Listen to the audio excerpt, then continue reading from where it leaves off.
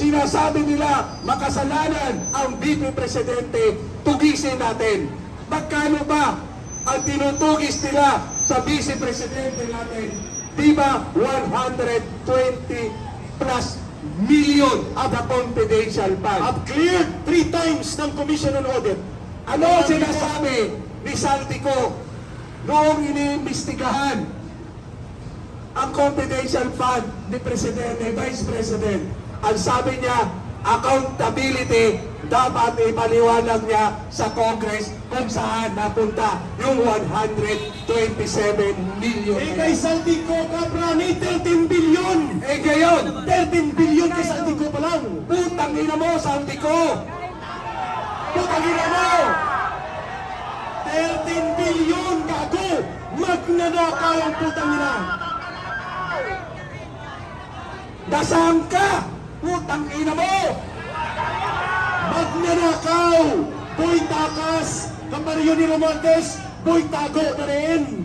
Palibasa, ginawa kang scapegoat ng pinakabuhaya sa lahat ng congressman.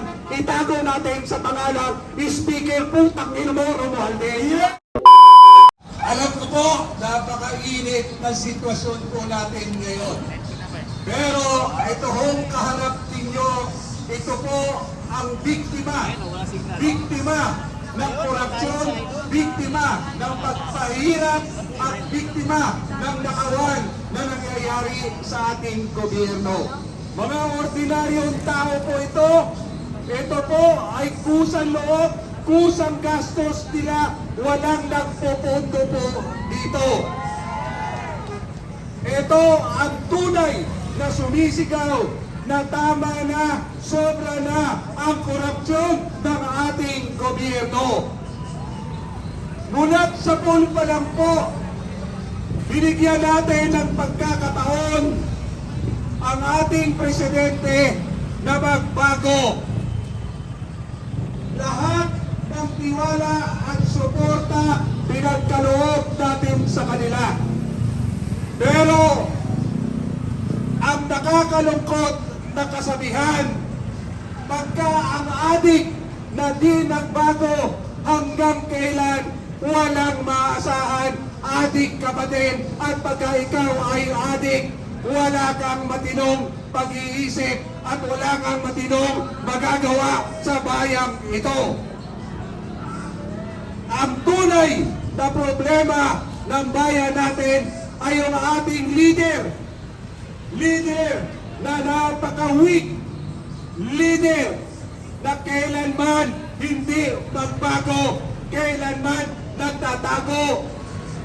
nagtatago sa kanyang impluensya sa droga at cocaine. Ang grupong ito, biktima ng kapabayaan ng gobyerno. Gobyerno na inaasahan na magbibigay serbisyo, mangangalaga sa kanyang mamamayan. Iba't ibang sektor po ito. Buti pa noong araw, isang kahig, isang tuka. Pero sa administrasyon ng ating na presidente, 1,000 ka nagkahig, hindi ka pa rin makatuka. Umpisa pa lang, napatunayan na ni VP Sara na meron hong insertion sa ating pong mga pondo ng ating gobyerno. Unang-unang sumigaw na merong anomalya sa lahat ng pondo na inaaprubahan ng ating Senado at ng ating mga congressman. Pero hindi natin pinaniwalaan na ang sabi niya pagka-approve ng budget ng Department of Education, tiniwagan siya ng congressman, hinihingi ang 25% na porsyento doon sa pondo na inilagay nila sa mga Department of Education.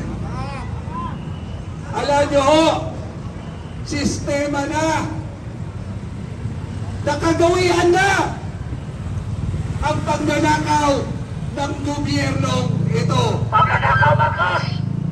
At ang kasabihan, pagka magnanakaw ang leader, magnanakaw din ang lahat ng kawani ng ahensya ng Tama, gobyerno. may model, may model!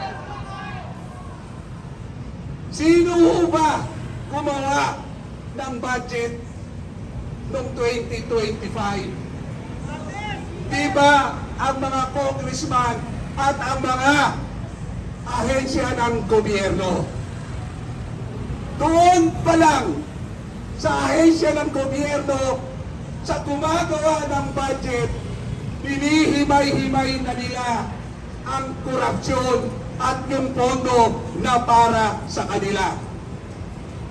Pero ang taong mamamayang ordinaryo, binibigyan pa rin ng pagkakataon na baka mali ang ating hilala.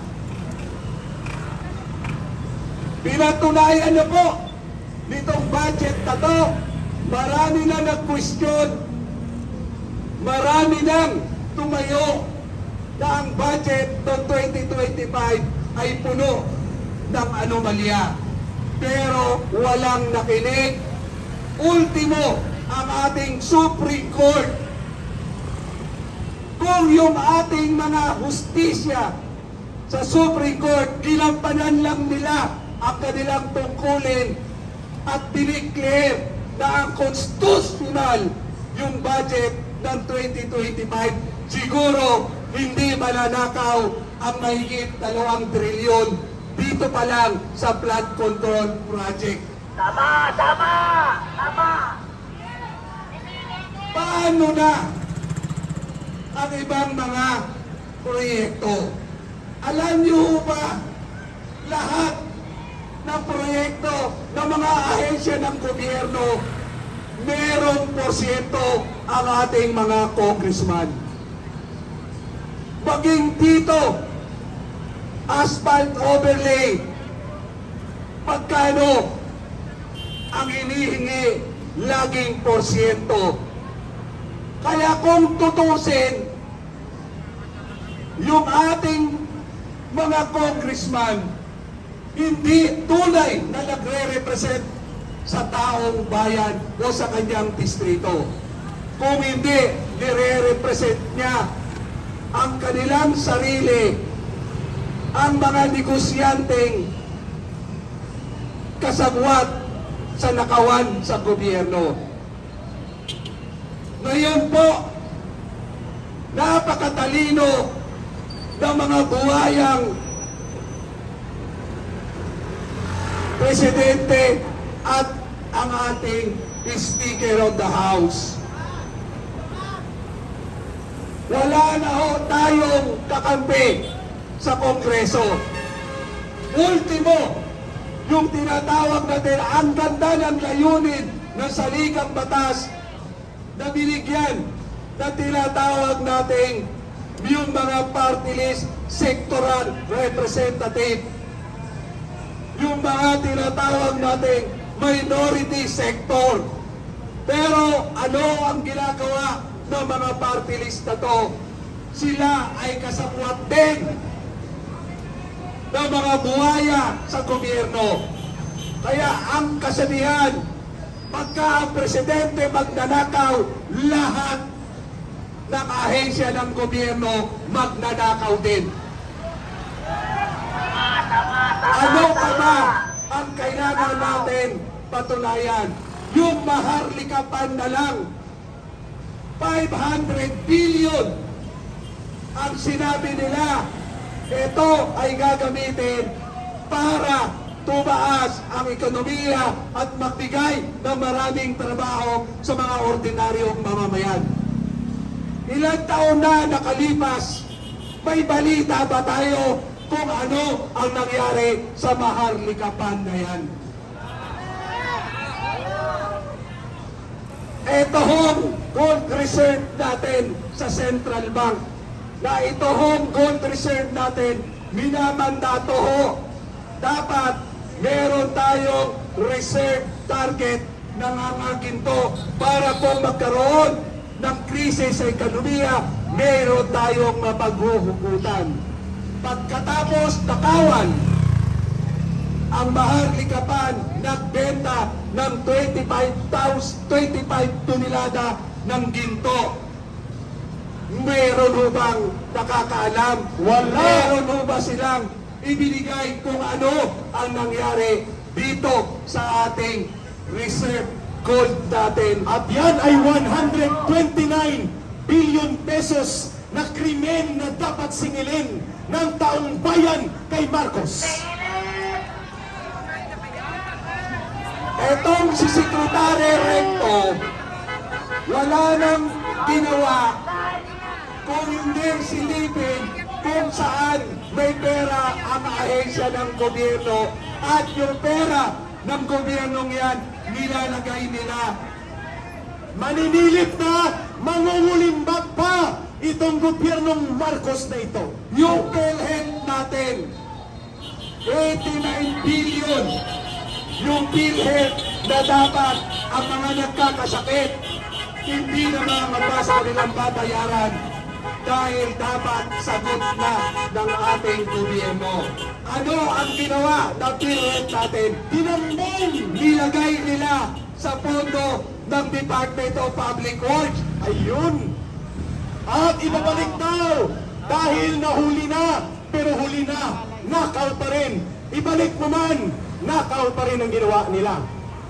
At ano pa po ba mga katibayan kung sinasabi nila makasalanan ang VP Presidente, tugisin natin. Magkano ba ang tinutugis nila sa Vice Presidente natin? Diba 120 plus million at the confidential fund. At cleared 3 times ng Commission on Audit. Ano sinasabi ni Saltico noong iniimbestigahan ang confidential fund ni Presidente, Vice President? Ang sabi niya, accountability, dapat ipaliwanag niya sa Congress kung saan napunta yung 127 million. Eh kay Saldico Cabra ni 13 billion! Eh ngayon, 13 billion kay Saldico pa lang! putang ina mo, Saltico! Putang ina mo! 13 billion gago! Magnanakaw ang putang ina! Dasang ka! Putang ina mo! Magnanakaw!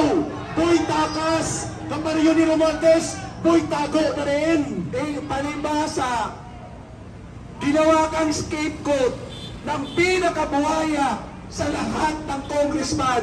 Itago natin sa pangalan ni Speaker Putang Ina mo, Romualdez. Yes! Dapat lagi putang ina ang